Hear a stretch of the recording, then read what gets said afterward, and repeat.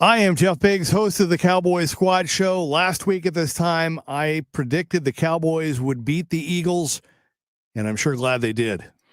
I'm Marcus Mosher, and I just want Stretch to stop yelling at me. I'm Landon McCool, and how about them Cowboys? Glenn Stretch Smith toasting us up to a Texas Ozarka water. You see that? How about them Cowboys? It's the Cowboys Squad.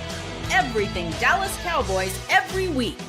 Covering all the big hits and game-changing plays from America's team, the way only the Locked On Podcast Network can.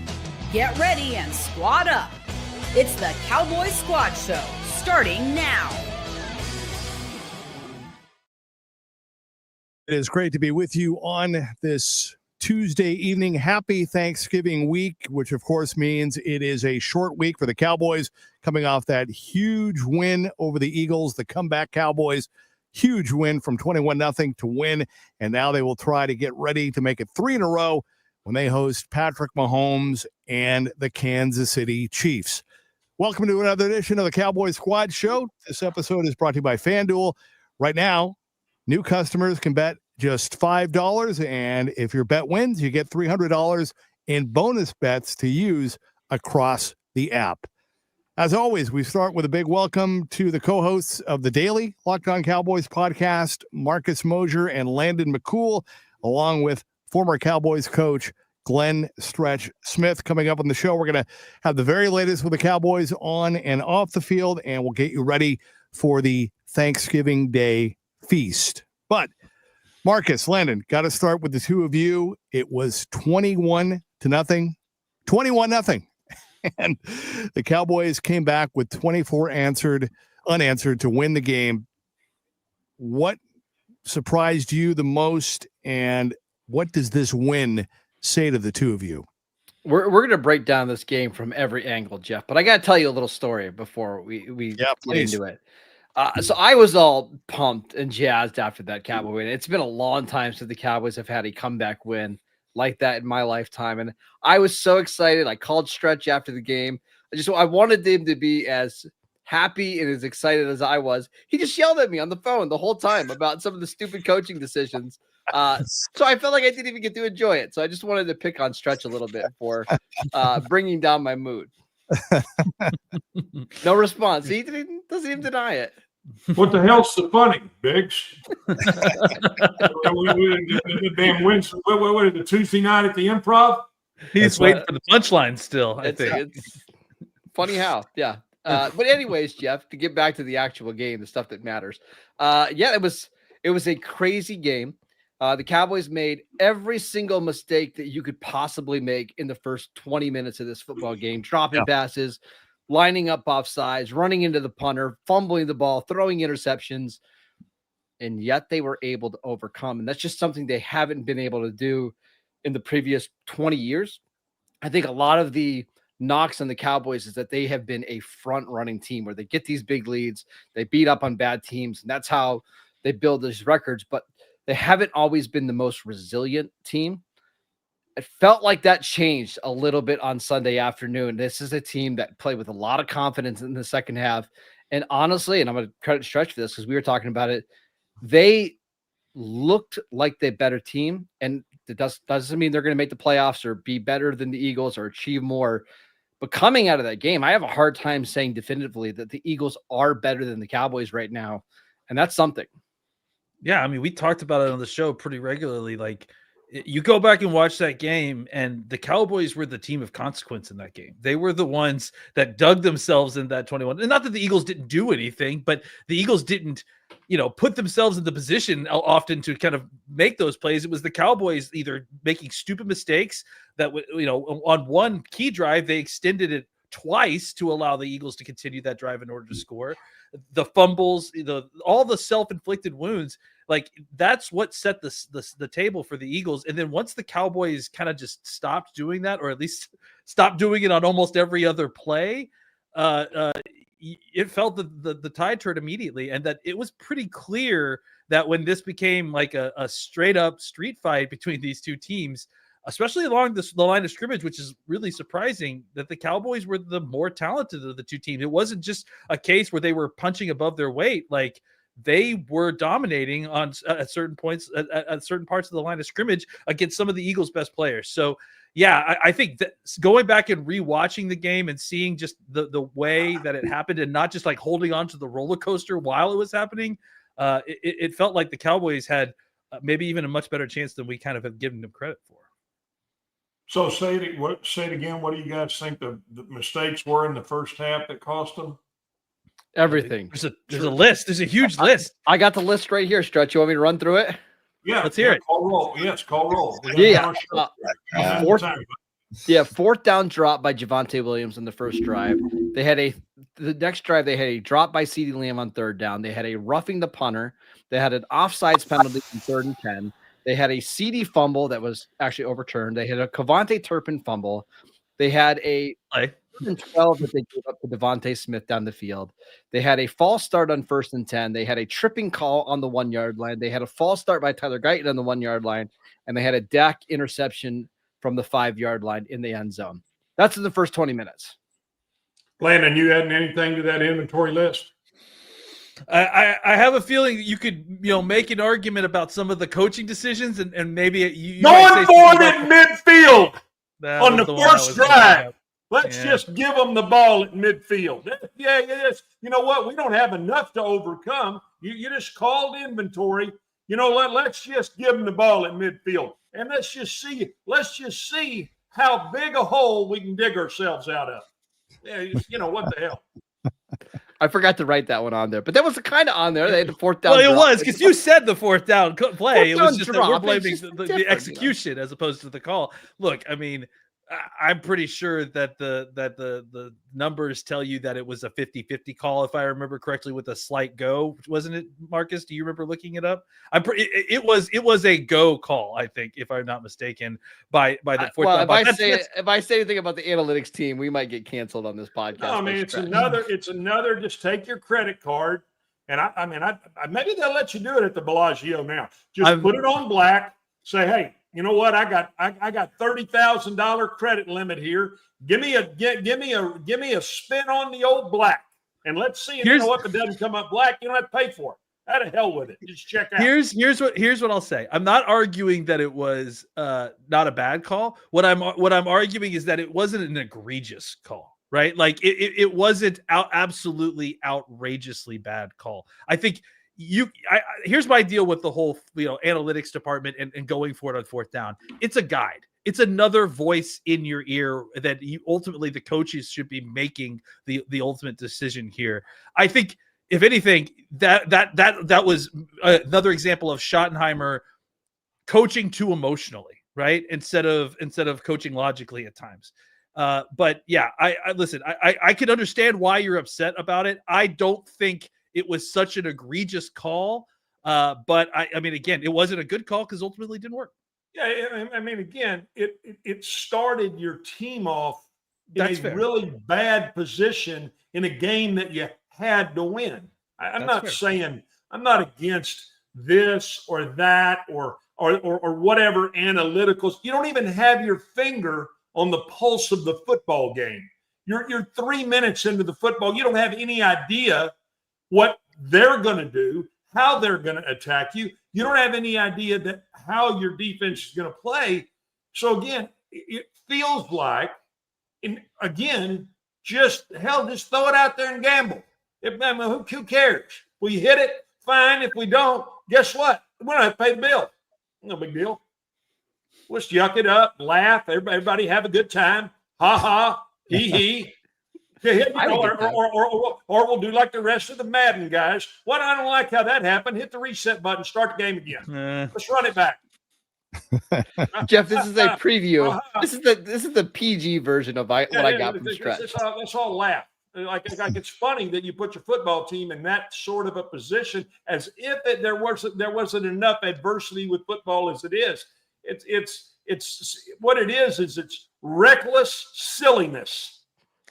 Look, I mean, come on. They weren't on their own side of the 50. They were on the 50-yard line. I don't disagree that ultimately it's not a great call. I just don't think it's that egregious. I just think that it's a bad call, and then we move on. Because again, I'm just saying, if you're taking inventory of the problems, make sure that that's on your list, because that was a problem.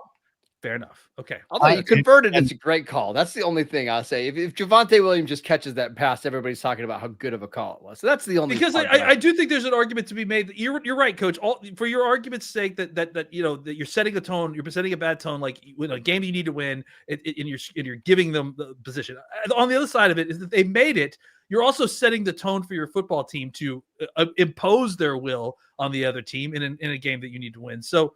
Right, but you had that opportunity when you got after the fumble punt. You had that opportunity because you ran it for 6 yards.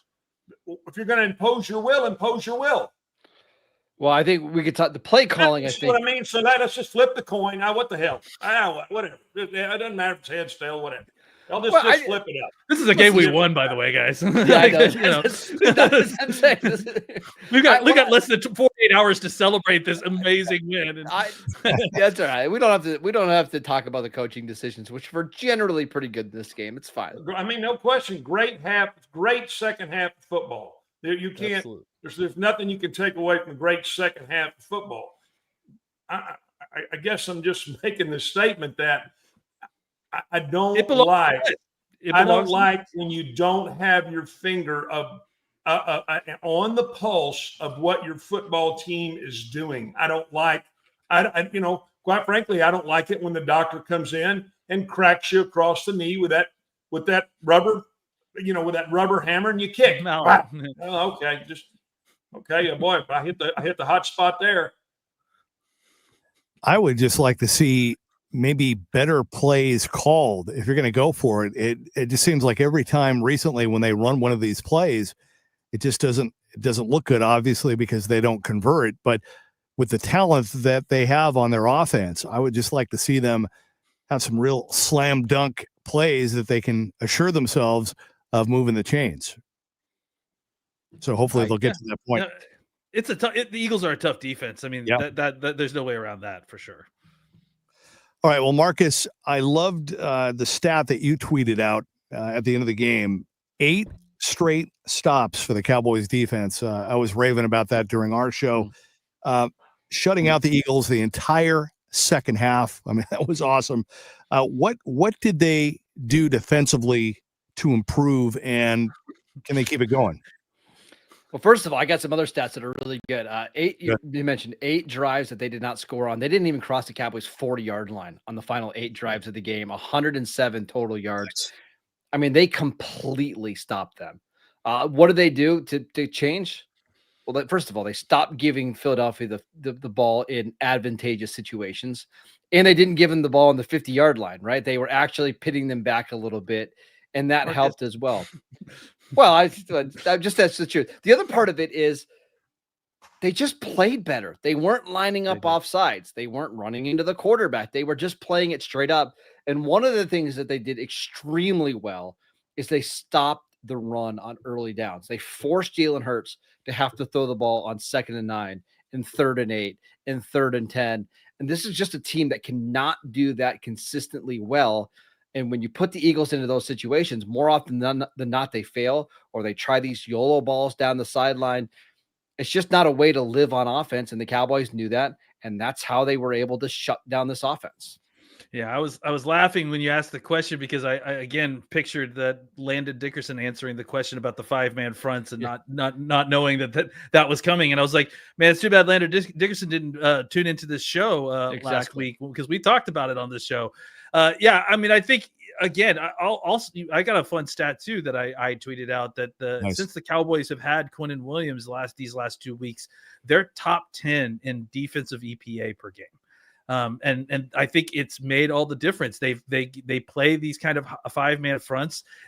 Not only do you have Quinnen Williams there, but it also helps accentuate what Oso Digizua and what Kenny Clark do well. And you're getting better play from those two players. I mean, Oso Digizua absolutely was a madman on Sunday. So, and then I think you add in the fact that you've got Ezraku playing better football than some of these guys coming back from injury. And I think that the defense was primed in a way to stop an Eagles offense that has sputtered, has had fits and starts, and has not run the football particularly well this season. And that really got exposed in this game. And the Cowboys were basically able to stop Saquon Barkley from the start. Even when the Eagles were scoring early in the game, they were throwing the ball. Saquon Barkley never got started. And I think that's, been a huge part to how the Eagles have stabilized their offense throughout these years. And they don't want to have to get it, even though they have two fantastic wide receivers on the outside, they don't necessarily love to get into a straight drop back game because of all the reasons that we saw on Sunday. When you can contain Hurts in the pocket, when you can rush him around, he doesn't always find the receivers that are open. He struggles to throw the ball over the deep middle part of the field, and there will be times when he will get lost in the sauce, as the kids say, and lose track of the defensive linemen who get through the mush and then bring him down. That fourth down sack that Osa, the only sack that the Cowboys had, right, that Osa had, may have been the major turning point of the game by pushing them back and assuring that the Cowboys were going to get a chance to get the ball back. It was a huge play. And I think, again, it was just a great example of why small improvements at different areas of the defense, and then obviously the big improvement with Quinnen Williams, have kind of added up to the kind of defense that is specifically good at stopping what the Eagles are trying to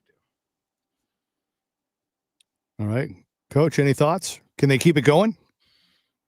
I mean, you got a defense that is, to me, I mean, Osa is cashing in on Quinnen being the guy that's taking the two. So if you've got him taking the two, then he ought to, his size, his strength, what you saw out of him, he ought to be able to take his guy right back to the quarterback. That's a fair point, and obviously they made a good play there. I would like, I'm more inclined to say what I really thought was Elijah Clark. I would have shown nothing to this team except that play and moved on to Kansas City. But I would have shown that play, and I would have said, if I can get 22 guys with this attitude right here, then anything is possible. Anything is truly possible, because for him to get, beat up twice and continue to track the football, get there with bad intentions, never chopped his feet, ball spits out. I mean, that's what you want. Those are kind of things that you want to be infectious for the rest of your football team. So you're asking if it can continue. Well, sure it can if you've got guys playing with that energy. I'll add in, if you can add a second clip, it would be Tyler Booker absolutely burying Nakobe Dean on a blitz and finishing him all the way to the ground. That's the kind of attitude that this offense has been missing. It feels like, is that ability not only to finish, but finish with physicality, and to not back down from guys like Jalen Carter, and this week, right, Chris Jones, you're gonna have to deal with him. Having somebody who can counter those sort of physical presences inside, that's why this team has felt less than physical in the playoffs in the last few years. It feels like they weren't strong in the middle the way they needed to be on the offensive and defensive lines. That was what really felt good about that win on Sunday, is the Cowboys kicked their butt on the offensive and defensive lines, and it was good to watch. All right. Take our first time out. When we come back, I want to switch it up a little bit and talk about the offense and some of the numbers and some of the things we saw as the Cowboys came back from 21-0 down to beat the Eagles with another huge game coming up on Thursday against the Chiefs. This is the Cowboys Squad Show. I want to talk to you about FanDuel, and the NBA is back, as you know, and there is no better place to get in on the action than FanDuel. the official sports betting partner of the NBA. Even if you miss the start of the game or you want to ride the hot hand, FanDuel has live bets on everything from who will score next to fourth quarter comebacks. Plus, you can even combine live bets into a same game parlay for a shot at a bigger payout. It keeps every game exciting, especially when your team is making the late push. Right now, FanDuel is giving new customers $300 in bonus bets when your first $5 bet wins. So head to FanDuel.com, sign up, and play your game with FanDuel, the official sports betting partner of the NBA. Okay, we are back. Cowboys Squad Show. Marcus Mosher, Landon McCool, and former Cowboys coach Glenn Stretch Smith. All right, let's talk about the offense. Another rough outing for CeeDee Lamb. Instead of lamb chops, it was lamb drops. And he said today, I got to handle that. But, hey, it was another monster game for George Pickens. 9 catches, 146 yards, and a touchdown. Jerry Jones asked about whether or not he could see Pickens playing for another team next season. Jones said no. So there's that. We knew it was going to come. But what do you guys think of how he's balling out? How much concern are you with CD and Dak in the offense? So first of all, it's really good to hear Jerry Jones say that because he's never said in the past that a superstar won't be traded and then eventually. Actually, that was on August 23rd, which is a week before they traded Micah Parsons. So I'm not sure Jerry Jones' word means anything here, but I do think they're going to keep George Pickens. Number one, it's really easy financially to do it. You look at the franchise tag. He's going to be so underpaid, and they can use that franchise tag twice. I know he's not going to want to play on it. They'll figure it out. But as for the offense as a whole, it's still clunky at times. There's times where you just wonder, like, how come they can't get into a rhythm? It feels very much like if they get that first down, then they're completely fine. But I think the thing that Landon, for me, that I can't figure out is why has this red zone offense been so up and down this year? You've got 2 incredible receivers who can win one-on-one matchups. You've drafted all of these offensive linemen in round 1, and particularly 2 guards in round 1, so you can run the football. And yet there's so many of these times where it just feels off. How do they get the red zone offense to be more efficient? Because I'm looking ahead to this Chiefs matchup on Thursday. You might only get 2 or 3 red zone trips the entire game. You've got to score touchdowns. How do they get back to being a better red zone offense? They got to run the ball more. Like I hate to beat it into the ground, but it just feels like there's times when they're getting into these sequences. And look, part of the reason that they're not running the ball as much is because there's instances where they're getting into the red zone and there's a penalty, and then suddenly they're in first and goal, but they're at their 10. Right, or they're at their 9, or I just feel like they've spent, like you said it, they have these guards. They've got one of the better running backs in the NFL at this point as far as like creating yards after contact. You need to commit and to be a better red zone running team if you want to stabilize the scoring on this team, and if you want to give yourself better opportunities in the red zone too. Because if teams just know that you're going to go in there and throw the ball, like anytime that you're more than 3 yards away from the line of from the end zone, then is part of it. Again, maybe I'm being too simple here, but I feel like their passing stuff is so complicated in the sense of, like, think about the plays that CeeDee Lamb had, right? The interception that they threw to CeeDee Lamb was with CeeDee having to run all the way across the formation, and they had a defensive back trailing him. And then the drop that CeeDee had was the exact same play. I don't want to go back to the Jason Garrett era for offense, but I will say that Jason Garrett's red zone offenses were great because it was either hand the ball off to DeMarco Murray or throw a fade to Des Bryant. They didn't overcomplicate it.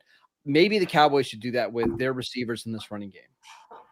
Maybe that's right. I don't disagree that if you have the talent, that you shouldn't have to overcomplicate things. I mean, look, it's tough because there's so much condensed space in there that, you clearly have to run designed plays. And if you're not running a fade to Pickens or a deep post, like in the back of the end zone in line to Ferguson, it's like, how do you find a way outside of a slant to kind of get the wide receiver the ball in the end zone if you're not using the run game to create play action situations to give you just enough depth to throw the ball over the linebackers' heads or something? I just think they need to find a way to be more efficient running the football, and that will create the windows they need to simplify this offense in the red zone. Well, I mean, Marcus, that you're such an analytical savant. What is the fade ball? About 9%? First of all, that sounded very mean. I did not say that. Did not No, seem like a compliment. seriously, what is a fade? Is about a 9. I think I want to say it's a little less than 9%. Well, it depends on the receiver. Fortunately for the Cowboys, they have one of the most effective fade ball receivers in the league in George Pickens. He scored a touchdown on a speed out this week. It doesn't have to just be a fade. What I'm saying is, why not just use? Say that. You guys said throw the fade. Somebody said throw the fade. That was me. I was saying just use some more of these selective amnesia. Well, I mean, of course I do. I like to talk out of both sides of my mouth, Stretch. I know you know that by now. But I'm saying, why not just isolate these receivers and, hey, you can throw a back shoulder fade, you can throw a traditional fade, you can run a quick slant. To me, that is so much easier, and you don't have to worry about 15 other things rather than having to try all these different crossing routes to get guys open 3-4 seconds into a play. I mean, the question is inside the 5 or even inside the 8, who do you trust giving the football other than Williams? And by the time they get it down in there, my gut feeling is he needs a blow. So, I mean, they really need another back. I mean, that really is. In my mind, use Lipke more there. What? Steven said it. They should use Lipke more down there. You know, like they paid him the money to be a big back. I understand that he's a fullback, but they should give him carries and load him up. Put a tight end. It early in the year when they gave it to him. Earlier last year. Oh, I thought it was early this year. I think he's a guy that they can rely to do that stuff. And on top of that too, I think, you know, another thing that they should be doing is taking more shots from the high red zone, right? Like not just eliminate the opportunity to make it more difficult at the 2 and 1 yard line, because clearly that's the area. Look, where they need to improve execution is from the 2 going in.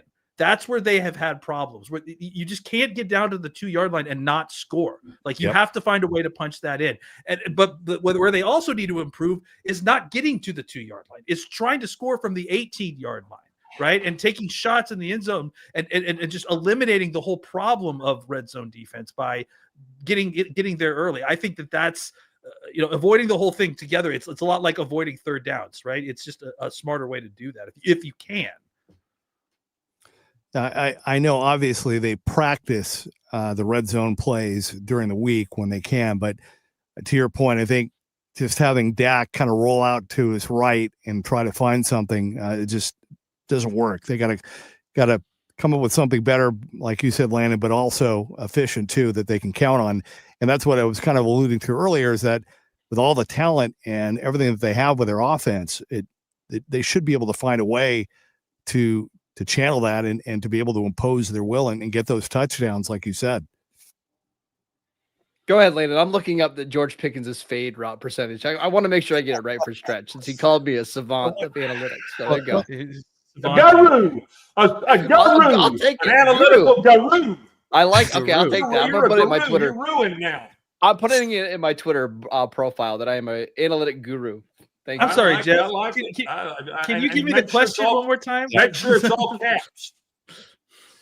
Well, on a different note, what does it mean to the two of you? And I'm just saying, kind of a big picture takeaway: Dak becoming the Cowboys' all-time passing leader.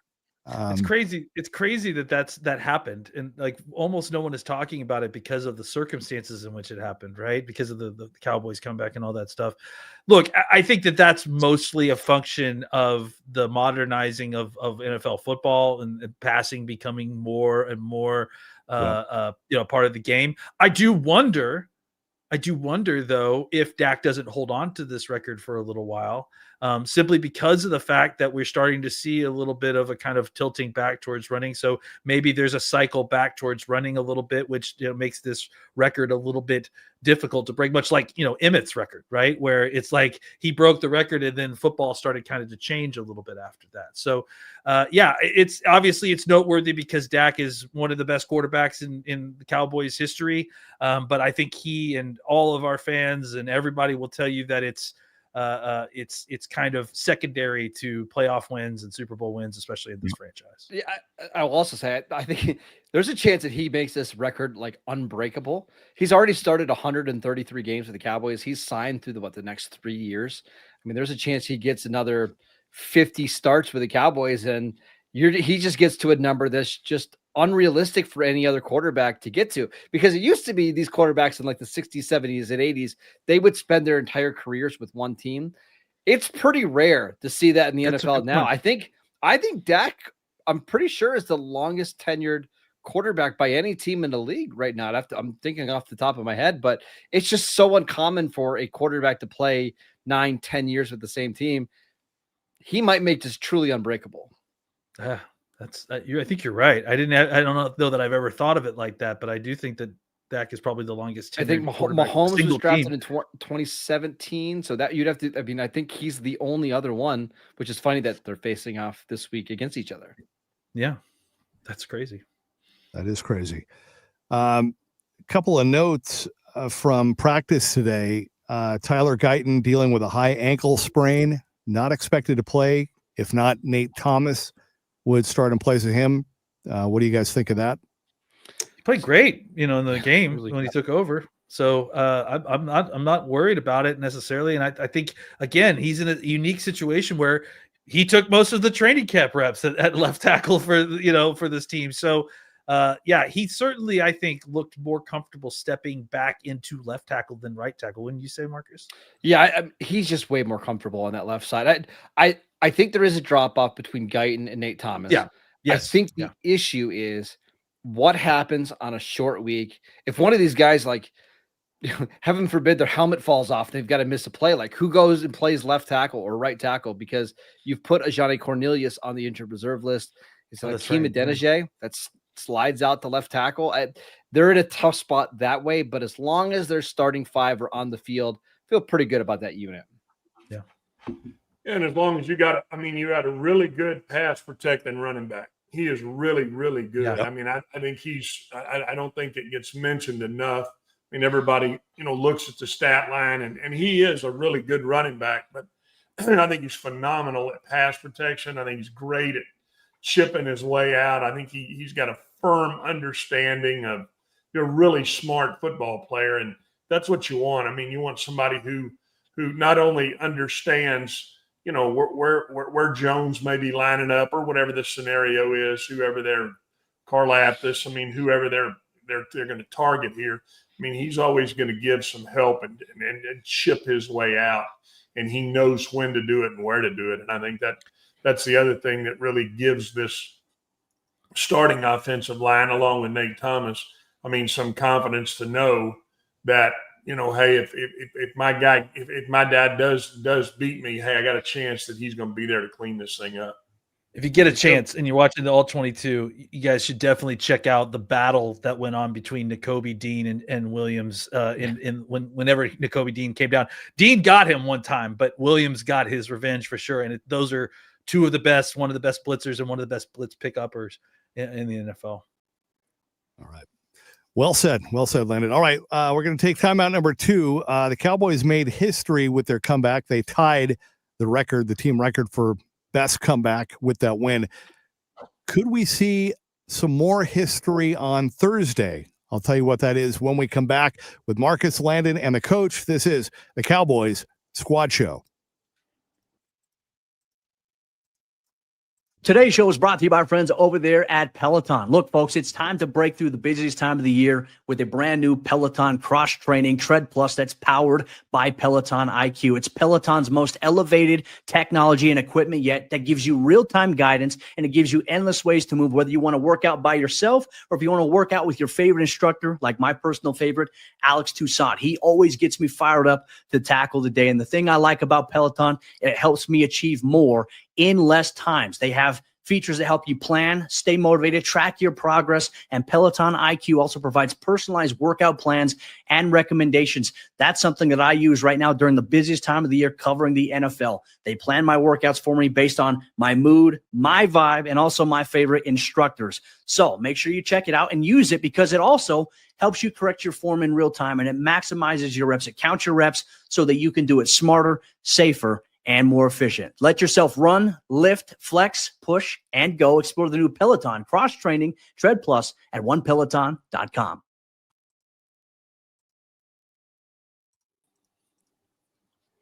All right, we are back, the Cowboys Squad Show, and we mentioned the Cowboys 21-0 down. They came back to beat the Eagles 24-21. Kind of weird. That was 24-21 was the final on Sunday. The season opener, the Eagles won 24-20. Whatever that's worth. But here's the history that we could see on Thursday, guys. The Cowboys Chiefs, remember we talked about, this is one of the first games we talked about when the schedule came out. This is expected to be the most watched NFL regular season game ever on Thursday, if it goes as they think it will. That's pretty cool. It's old hat for us at this point, right? Like it just is a very common thing for the Cowboys. Yeah. I got to shout out my guy Brian Curtis over on The Ringer. He said, "Your life will not change whether this is the highest rated game in NFL history or not." It really, what does it really matter? I mean, I know it's cool to talk about, but like, it's it's the same as being called an analytics guru. You get that and $5, you can buy yourself a cup of coffee. If you can buy yourself a cup of coffee for $5, you must be living in Pennsylvania. Yeah. Well, New York. So what do we think of this game? The Chiefs are not the Chiefs of a couple of years ago, although they grinded out their own win, came back in their own way on Sunday to beat the Colts. So they're going to be jacked up for this game. I wouldn't be surprised if they weren't the Chiefs of the old Chiefs like this coming Sunday. It feels like the machine has started to grind into operation these last few weeks for the Kansas City Chiefs. I think the last I looked, they had a top 5 offense by EPA per snap. They are finding a way to kind of get it to going. It's interesting because it does feel like this might be a more defensive heavy unit than we've seen kind of in previous iterations, right? Where they are relying a little bit more heavily on Spags kind of scheming it up and sending the guys that he's got and relying on Chris Jones and guys like that to make the plays to give Mahomes opportunities at the end of the game to win these. But I think the offense, as especially as Rashid Rice came back, you started to see the vision that they had early in the season that didn't quite kind of form. And I think they are very difficult to stop once they get starting. The question is, how quickly will they get started on Thursday? And here's the sneaky thing about the Chiefs is Patrick Mahomes is going to go down as one of the greatest quarterbacks in NFL history. He just hasn't played that way this season. I know that there's been some games he's looked that way, and I'm sure he's going to probably look that way against Dallas and make me eat my own words. But if you look at the tape through the first 12 weeks of the season, he's just missing guys. Like Xavier Worthy against the Broncos was open for a 75-yard touchdown, flat missed him. And then against the Colts game, I mean, there was times where he's just overthrowing these receivers and throwing behind him. He's just not playing particularly well. And this offense just isn't all that explosive. It honestly, it reminds me a lot of Philadelphia, where you have all this great talent, but it's not translating into a lot of points. That's what's going on with the Chiefs right now. And that's why game script is going to be so important for the Cowboys in this one. If you can get Kansas City where they're behind and they're having to throw the ball, that's actually a huge win. But if Kansas City can just grind these games out, limit the number of possessions, lean on their defense, I don't know if the Cowboys can win that style of football game. Real quick, huge injury that everyone should be kind of keeping in mind. They're not going to have Trey Smith on their interior, and especially with Quinnen Williams and the way Osa has played these last few weeks, that could potentially be a very big loss for this Kansas City teams, because obviously, you get in Mahomes' face early. He's a little bit more athletic than your average quarterback. He can get out to the outside, and that's maybe where he could be at his most dangerous. But at the same time, that also doesn't bode well for their running game, which may put more pressure on Mahomes to have to throw the ball more often, which may cause more issues for them. It sounds like Pacheco is coming back, so I mean that's where they're gonna try to get you. I mean they're gonna try to run the football some, and then the question becomes, can Dallas continue to play like they played the last few weeks versus the run? And if they can do that, and we'll say it again, 1 or 2 critical stops. But this is a game that the offense is going to have to go win. They're going to have to go put some points on the board. Yeah, and like Marcus has pointed out, and I'm sure he can give us the numbers, they're not going to get a ton of opportunities. It sounds like what Casey has really tried to do is limit opportunities for opposing teams' offenses, and they've been doing it so far. Yeah, I mean, we saw, I think it was last week, there was 5 total possessions in the first half. Like there's just, they really grind these games down to a halt. And Kansas City ran 92 plays on offense last week against the Colts. Like the Colts were playing good defense. They only gave up 9 points in the first 3 quarters. It's just that Kansas City can almost it's like a boxer. They can lull you to sleep, and they're just looking to get to the championship rounds and then deliver that knockout punch. And, last week it was a big play to Xavier Worthy. I think it was in overtime after it was on a 3rd down. That's what they want to do. This is not the Chiefs team that can go out there and score 38 points and win these blowout games. They want to try to speed them up. And that's why if you're Dallas, you want to turn this into a track meet. You want these teams to go up and down the field. You don't want it to be a 20-14 game going into the 4th quarter. Yeah. I mean, who's this a more must win for, Kansas City or Dallas? Well, I think it's Kansas City, because Kansas City, the expectations for them to be in the playoffs are much higher than the Cowboys, right? Like if they don't make the playoffs, if the Cowboys eliminate the Chiefs in the playoffs, that's extremely disappointing for this unit. And obviously they've got enough cachet that no one's losing their jobs, but I still think it's way more disappointing than the Cowboys losing to a team that was in the Super Bowl on 4 days rest after beating another team that won the Super Bowl. There's a chance that Cowboys could win out and still not make the playoffs because of the way the NFC is. Where Kansas City, I mean, they can't go 6-6. They're not going to win their division. And if you look at the 3 wild card teams ahead of them, Buffalo, Chargers, and then the Jaguars, they've already lost to all 3 of those teams. So they own no tiebreakers. They're already a 1 game back, which really means they're 2 games back. A loss to the Cowboys would be absolutely devastating for their chances. So I do think it's more Kansas City. Right. And on the flip side, I saw these numbers today for the Cowboys. 9% chance right now of making the playoffs. If they win on Sunday, that goes up to 16%. But if they lose, it drops down to 4%. But, you kind of look ahead a little bit. And, if you can find a way to get this one, the Lions aren't on fire right now next week. And then 1 game at a time. But from what we saw, here's what it would really do, right? We could go through the schedule. They play the Lions, they play the Chargers, the Vikings. We could talk about all those. But if you come out of this stretch beating the 2 teams that were in the Super Bowl last year, the Cowboys on 4 days rest. On 4 days rest. On 4 days rest. The Cowboys are going to feel like there's not a single team in the league that they can't hang with. And honestly, that just wasn't the case 3 weeks ago, 4 weeks ago, right? After losing to Arizona, after getting killed by Denver. If you beat these 2 teams, the confidence level of this franchise is going to be through the roof. And again, whether they make the playoffs or not is kind of almost irrelevant. It's just that this team is trending in the right direction. And that's all we wanted to see coming out of the bye week.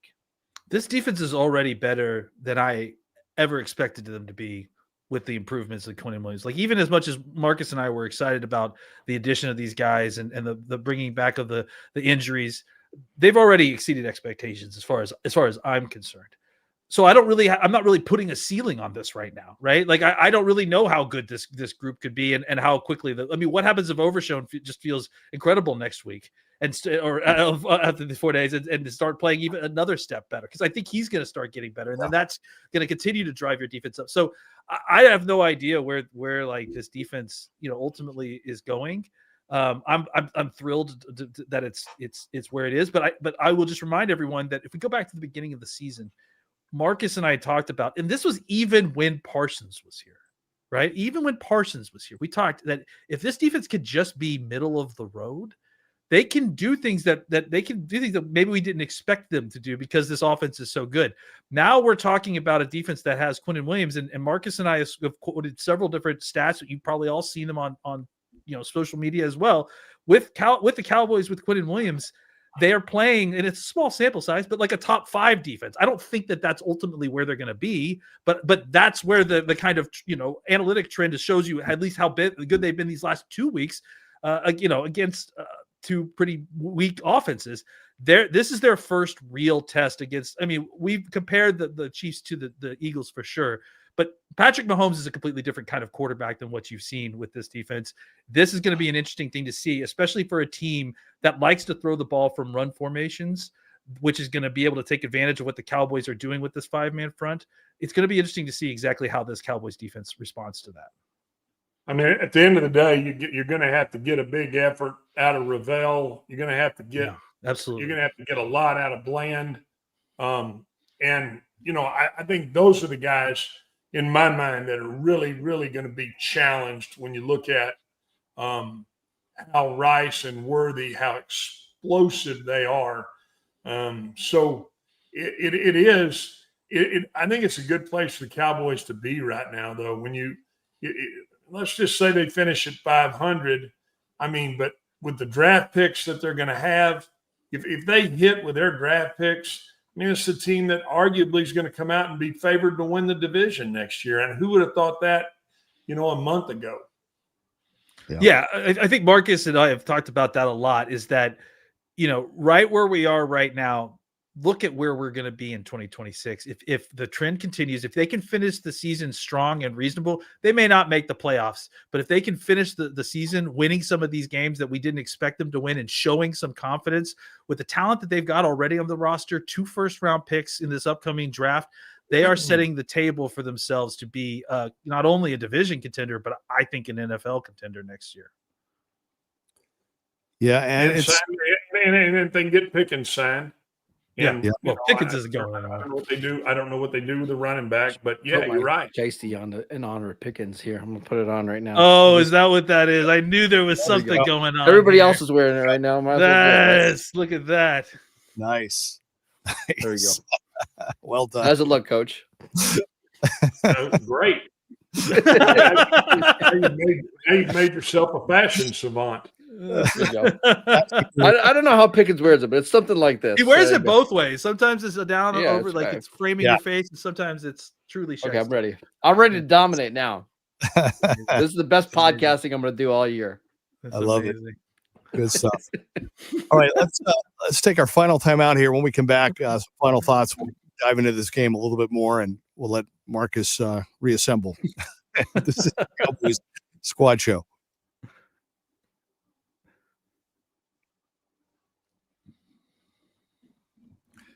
All right, we are back. The Cowboys Squad Show with the 2 co-hosts of the Daily Locked On Cowboys podcast, Marcus Mosher and Landon McCool. Quick plug: what do you guys got coming up? We got the game Thursday. So yeah. First of all, I don't know how anybody wears that. That stuff is hot. But anyways, we've got a busy week of shows. Landon and I have got a show coming out on Wednesday. We're going to preview this Chiefs matchup, and then on Thursday, we still will have content for you. We've got the crossover show with Ryan Tracy of Locked On Chiefs. And then after the game on Thanksgiving night, we'll have another show breaking down the Cowboys Chiefs matchup. So I know it's a holiday week, but we still got plenty of content for you guys. Nice. Sorry, we got you covered. There you go. I love it. Good stuff.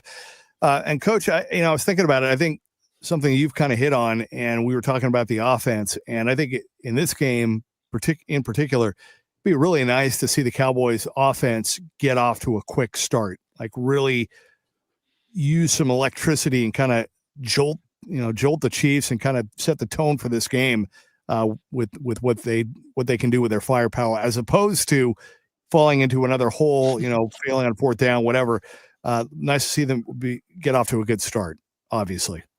I mean, they're going to have to go, if they're going to win this game, they got to go play a complete game. I mean, they're going to have to play a complete football game. And I think that's all three phases. I think that's everything. They're going to have to play their best football in order to beat Kansas City, because I do think Kansas City realizes they're desperate. I mean, they're going to pull out all the stops too. They're going to come in here and try to absolutely keep themselves alive in a playoff race. So I think you got to play a complete football game. You got to play a disciplined football game. And if you can do that, and you showed you could do it for a half, if you can do that, I think the sky's the limit. That doesn't mean that I think they win the football game, but I do think that they need to play a complete game in order to give themselves a chance to win. Yeah. I was thinking about this, I often refer to the NFL as the no favorites league. Like it almost seems like you're better to be the underdog as opposed to the favorite. And we've seen how many times have we seen teams that are supposed to win at home and then the other team comes back and wins. So I was remembering that, if you remember in John Elway's career before he finally got his Super Bowl, that those Broncos teams were always favored and they would always find a way to lose in the playoffs. And then kind of in an underdog role, that was the year that they went on from a wild card and beat the Pack, I believe, in their first Super Bowl win. So all I'm saying is, maybe with Dak and this group, they're going to be looked upon as underdogs the rest of the season on the outside looking in, but if they can keep growing, getting better week by week, and find a way to really come together, they might surprise some people. I'll say this. Look, I mean, we're talking about percentages. 9% is not a very good chance, right? But they had less than a 3% chance to win that Eagles game at a certain point. It was a point in the third quarter. So, odds are made to be defied. And I'll go a step further. During the Thanksgiving weekend in 2023, the Cowboys had a 4% chance of winning their division. That's right. And lo and behold, they did. They took care of business the rest of the way. Philadelphia dropped a bunch of games against lesser teams because they had a lot of strife in their locker room. Interesting. Jeff, is something like that going on right now with Philadelphia, with A.J. Brown and their quarterback and their coach? Because I think so. Yeah, it sure seems that way. Yeah. I mean, it's what you see on the field, it starts in the heart and kind of ends up with what you see. You take care of business. And then on Friday afternoon, after all of us have sat and ate all of our turkey and our pie, we're watching this Eagles team play against the Bears team that has been very opportunistic this year, that's playing some really good football. I'm just saying there's a chance that we get to Sunday afternoon and we have a whole new outlook on what this NFC East could potentially be going into Christmas. We get to Monday and we're going to have, A.J. Brown quoting Lao Tzu on his Twitter account, and it's going to be absolutely glorious. I really look forward to that reality. I hope it happens. Any concerns with you guys about what CD's going through with the drops? I mean, he addressed it. He took it head on today, and earlier in the season, after the season opener, he came back the following week and had a monster game against the Giants. So maybe we'll see him kind of go off on Thursday with Pickens. I'm not concerned. I have a hard time getting concerned about drops in the long term for big time wide receivers, just because it's a noisy stat. It happens. I think almost every wide receiver, except for guys whose calling card is catching the ball, kind of go through that. Right. I've seen CD bounce back from stuff like this before, and I'm going to trust that. I mean, I think so too. It's just been when he's dropped the football it's been brutal, very untimely, and that's what everybody is shaking their head about is First downs and touchdowns, coach, right? You can't win. You cannot. And I'm going to tell you, he has one of those untimely drops Sunday against Kansas City, you'll get beat. You cannot have. I mean, it's almost the team's going to have to play flawless in order to win the football game, and he knows that. I mean, I see him having a bounce back game, but I also want to see him. I want to see a different body language out of him. I want to see more. I mean, he's got the C on his chest for a reason. I want to see him be that guy. That's fair. I just don't worry about drops. For NFL people that love NFL history, 1985, the 49ers won the Super Bowl. 1986, they were 6-5 at one point, and there was a stretch where Jerry Rice dropped. I'm not joking. You can look this up. It's on Football Outsiders. He dropped 10 passes in 4 games. Everybody thinks of Jerry Rice as having some of the greatest hands of all time. He's the undisputed best receiver in NFL history, and even he had a season where he struggled with drops and he got into his own head. It happens. Most of the great ones are able to get themselves out of these slumps. It happens. I trust that CeeDee Lamb will be able to do it. Yeah. All right. Well, I think getting off to a good start, I think getting some more run plays in there and really getting that going would be nice to see. Like, because it seems like with Javonte and Coach made a great point. I mean, he's been doing a phenomenal job blocking, but man, it seems like every time he runs the ball, it's 6, 7, 8 yards, like literally like every time. I know that's not the case, but it just feels that way. And it would be I just nice thought Jeff was dropping a 6-7 joke on us, and I was like, "Oh, it's going to be so proud of him." But that's all right. I thought Babe Laufenberg was doing the same thing during the broadcast. Turns out he wasn't. No, I mean, I know it's one of those things where it feels like they talked about it at the beginning of the season. They wanted to get better. They wanted to be more efficient running the football. They did the work. They did what they needed to do to get better at running the football. They drafted a guard in the first round. They went out and got Clayton Adams. They signed Javonte Williams, and they've reaped the benefits from it. It's not like they aren't using it, but it does feel like there are points in the game where you just would like to see them run the ball a little bit more. Just because it's because it's been more effective. Now, I will agree with my buddy here to my. What is it this way? Yeah, it's that way. Yeah. That I would like to see a couple less 2nd down and 10 runs, right? But I think that you also got into 2nd down and 10 because you're throwing the ball on 1st down and you got an incompletion. So throwing on 2nd down is also sometimes ill-advised. I think they need to try to find a way to maybe incorporate a little bit more RPO just to on early downs to kind of get into the correct play, and then that will in turn lead to better designed runs that are taking advantage of box numbers. And then the back end of that is that you're throwing things like slants to guys like George Pickens, who are clearly very good at running those kind of routes. Yeah. Spagnola's going to blitz you. I mean, he's going to blitz the crap out of you. So that's the whole thing is you're going to have to, and he's going to run blitz you too. So you got to be ready to execute. And when and he'll give you an opportunity to hit some home runs. And to me, that's what makes Dallas so dangerous is they can hit the home run. So I do believe Spagnuolo will give you opportunity. He's going to gamble with you. And if you hit some home runs, that's what you want to see too. Bolton and Tranquil, they're going to come downhill. That's how they want to play their brand of football. Throw the ball behind them. Throw the ball over the top of them. This may be a big Ferguson game. Maybe not necessarily for touchdowns, but for conversions on getting into 1st down. So look out for that. Jeff, do you know what I want to see on Thursday? The game. We're supposed to get 18 inches of snow. I'm really worried that we might not get the game here. So that's the biggest thing for me.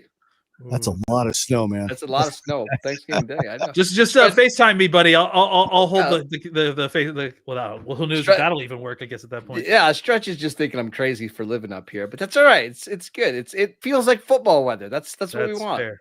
That's fair. Yeah, well said. Looking at the rest of the running backs, I mean, I thought Malik Davis looked good when he was in. He didn't play that much at all. Wasn't crazy about the Cavante Turpin in the eye. That not just because of the fumble, but he's just too small to be there. Look, it works. Like we're all forgetting the times when he lined up and then runs for 10 yards and goes out of bounds and doesn't get touched. Like it does work at times, but look, you can't afford to run these plays if he is going to be so inconsistent with the football in his hands. He's got to hold on to the football. He also needs to just develop as a receiver. I know he had a big play in this one, but there's other opportunities where he's jumping in the air when he doesn't need to jump for passes. He's just not running some of the right routes out there. It's clear he's in the wrong spots. Turpin can be a really dynamic playmaker, but I wonder if they need to start scaling back his usage a little bit and use Ryan Flournoy some more. Use Jonathan Mingo, who was active for this game, and maybe keep Turpin as a reserve and a special teams only player right now. I'm okay with the gadget stuff, but yes, eliminating the receiver stuff and giving those routes to Flournoy would be a benefit. He had a huge drop on that first down on that screenplay, 1st and 20. They were clearly trying to get a couple more yards, and he just flat out dropped a screen. You can't have him in the game if you're going to make those kind of mistakes. But then again, you saw what happened when he catches the ball, right? 48 yards, didn't even broke 4 ankles of the Eagles, I think, including Mukabu, who never recovered. And then, just getting out of bounds. So there is benefit there. It's a big time risk versus reward, but that's what you deal with these guys. Coach, final thought from you before we wrap up. I mean, I just believe that this team, it's in front of them right here.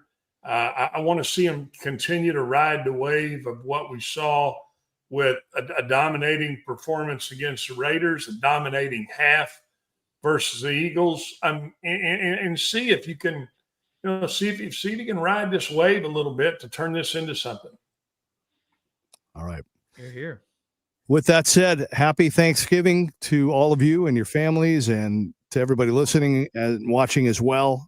We'll be back after the game with our squad show. Marcus and Landon will have their post-game show along with some more content today and tomorrow. So we look forward to that. But hey, happy Thanksgiving. I'm thankful to get to work with you guys and to get to share this show with all the fans. Yeah, enjoy. For Marcus Mosher, Landon McCool, and Coach Glenn Stretch Smith, happy Thanksgiving. This has been the Cowboys Squad Show.